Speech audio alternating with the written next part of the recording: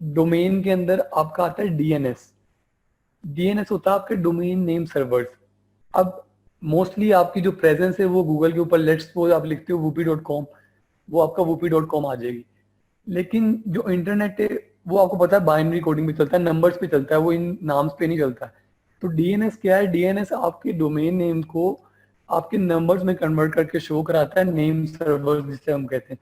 वो आपकी processing speed को इंक्रीज कर देता है। लेकिन लेट्स सपोज अब आप कोई भी डोमेन परचेज करोगे तो आपको उसकी डीएनएस आपको साथ, अब होता क्या कि लेट्स सपोज आपने होस्टिंग परचेज की, होस्टिंग परचेज करने के बाद आपको मेल जाएगी, जिस मेल के थ्रू आपने परचेज की है, उस मेल के ऊपर उस होस्टिंग की सारी डिटेल्स आपके पास पड़ी होंगी। लाइक उस होस्टिंग के नेम सर्वर्स क्या होंगे, उस होस्टिंग के एफटीपी एसएस की जो पासवर्ड वगैरह, मैं सारे आपको बताऊंगा ये होता क्या, वो आपके पास होंगे ईच एंड एवरीथिंग। आपने उस मेल को बुक मार्क कर लेना कि वो मेल आपने डिलीट नहीं करनी, क्योंकि वो आपके काम आएगी। अब लेट्स सपोज मैंने होस्टिंग परचेज कर ली, मैंने डोमेन भी परचेज कर ली, मुझे मेल भी आ गई कि यार ये होस्टिंग है, इसकी ये सारी की सारी डिटेल्स है। अब बात आती है कि लेट्स सपोज आपके पास घर है और आप उसमें रह नहीं रहे हो, तो उसका क्या फायदा है कि मेरे पास बड़ा बड़ा घर पड़ा हुआ और मैं उसके अंदर रह नहीं रहा हूँ, या मेरे पास कंप्यूटर पड़ा, मैंने हार्ड डिस्क नहीं लगाई हुई उसके अंदर। तो इसी तरह मेरे पास डोमेन है, मेरे पास होस्टिंग है, लेकिन जब तक ये आपस में कनेक्ट नहीं है तो इसका कोई फायदा नहीं है। अब बात आती है कि कनेक्ट कैसे करना है। उसके अंदर दो ऑप्शन है कि मोस्टली जो मैं प्रेफर करता हूँ कि आप एक ही प्रोवाइडर से, like GoDaddy is a service provider के, या काइंड ऑफ शॉप है जिसके ऊपर आप जाकर डोमेन और होस्टिंग प्रोवाइड कर सकते हो। इसी तरह ये ब्लू होस्ट मैंने खोला हुआ, ये ब्लू होस्ट भी सर्विस प्रोवाइडर है। तो मोस्टली मैं क्या प्रेफर करता हूँ कि आप एक डोमेन से, एक ही प्रोवाइडर से डोमेन भी परचेज करो और होस्टिंग भी परचेज करो। उसका फायदा क्या होता है? उसका फायदा ये होता है कि यार मैं आपको एक एग्जांपल देता हूँ, इस्माइल भाई का शायद आपने नाम सुना हो, मुझे नहीं पता, लेकिन वो इस वक्त पाकिस्तान के दूसरे नंबर पे ब्लॉगिंग या पहले नंबर पे शायद आते हैं, मुझे एग्जैक्टली उनका नहीं पता। वो बता रहे थे अपने वेबिनार के अंदर के, कहते कि यार मुझे कोई तकरीबन कोई 2 साल बाद जाके पता लगा कि होस्टिंग को डोमेन से कनेक्ट कैसे करते हैं।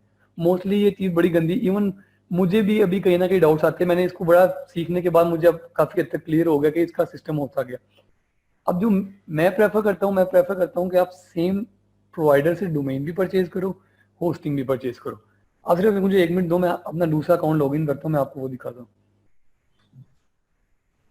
यार जो लोग मैसेज कर रहे हैं कि वॉइस क्लियर नहीं है, मुझे बिल्कुल वॉइस क्लियर आ रही है उसामा की। अगर कोई भी इंट्रोडक्शन होती है ना ट्रेनर की तरह से, तो वो पहले वो हम तक पहुंचती है, ठीक है। वॉइस इज 100% क्लियर, स्क्रीन भी शेयर्ड है और लाउड है वॉइस, और रिकॉर्डिंग सबको मिलेगी जो सेशन के एंड तक करेंगे। ये कॉमन क्वेश्चन है, इसको बार बार रिपीट ना किया करें। 2 से 3 स्टूडेंट्स बार बार कर रहे हैं। अब अगर किसी ने ये सवाल रिपीट किया कि वॉइस क्लियर नहीं है, मैं आप लोगों के बिहाफ पे बैठा हूँ यहाँ पे इशू को रिजॉल्व करने के लिए, तो try to minimise the problem. Thank you. Sir आज तो हेडफोन लेके आया हूँ खास आपके लिए, आपने कहा था हेडफोन लाजमी लेके आना। नहीं उसामा, आपका बहुत शुक्रिया भैया, आपने अपना कीमती टाइम निकाला है।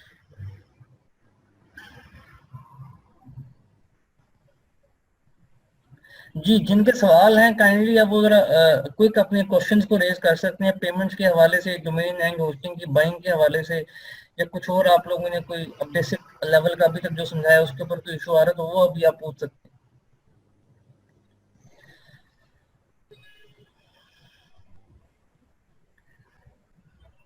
ये सर मेरे अकाउंट पर नहीं लगता किसी ने तो काम कर दिया। कौन से? GoDaddy के सिर्फ एक ने मुझे दी। जी जी। चले गोडे हो गया तो भी।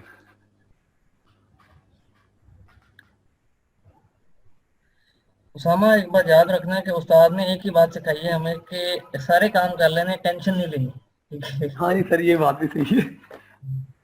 अच्छा यार, ये मेरा दूसरा अकाउंट है, इसके ऊपर मैंने offerscraze.com परचेज की थी।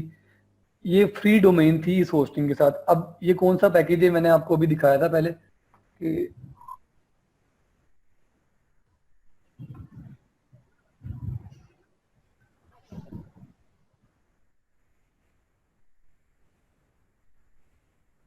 ये आपके पास मैंने इकोनॉमी पैकेज बाय किया था, और इकोनॉमी पैकेज के अंदर ये आपकी डोमेन मैंने साथ फ्री ली थी offerscraze.com, और इसके ऊपर मैंने अपना यूज किया था वेबसाइट वगैरह बनाने के लिए।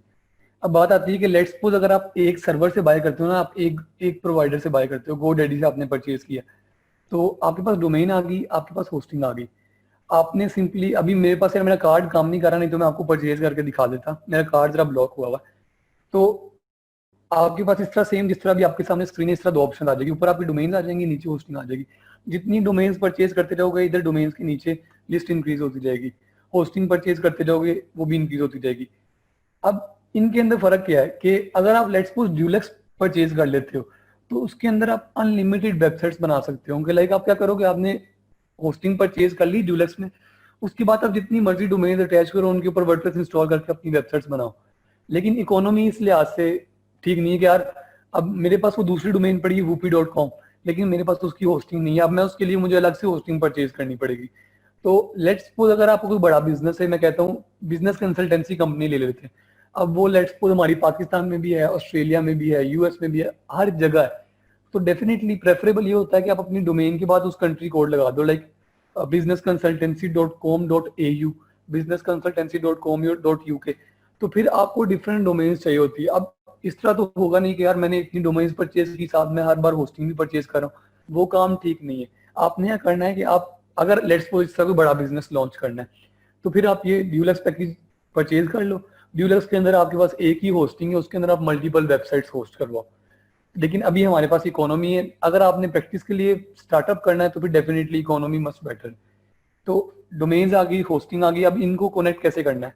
अगर आपका सेम सर्वर पर है, सेम सर्वर पे, तो अभी मैंने आपको बताया कि मैंने की हुई है, तो इधर आपके पास एक ऑप्शन आ रही होती है कनेक्ट की।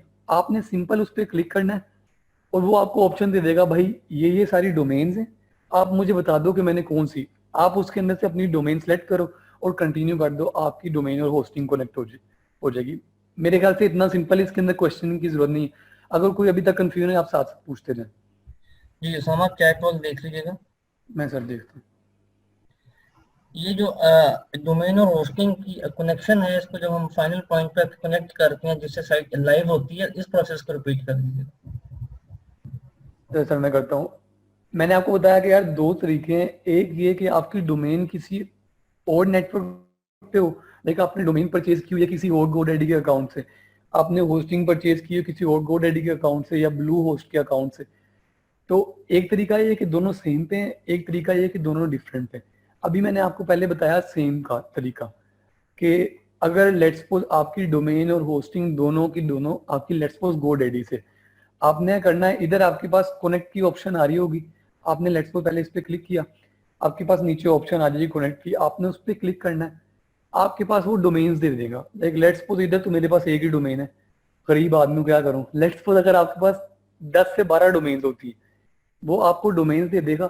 आपने क्या करना है, आपने सिर्फ अपनी डोमेन सेलेक्ट करनी है और कंटिन्यू कर देना है, आपकी होस्टिंग और डोमेन कनेक्ट हो जाएंगे। मेरे ख्याल से इसके अंदर कोई रॉकेट साइंस नहीं, सिंपल आपने कनेक्ट करनी है, अपनी डोमेन सेलेक्ट कर लेनी और उसको कंटिन्यू कर देना, आपकी डोमेन और होस्टिंग कनेक्ट हो जाएगी। इधर तक अगर कोई इशू है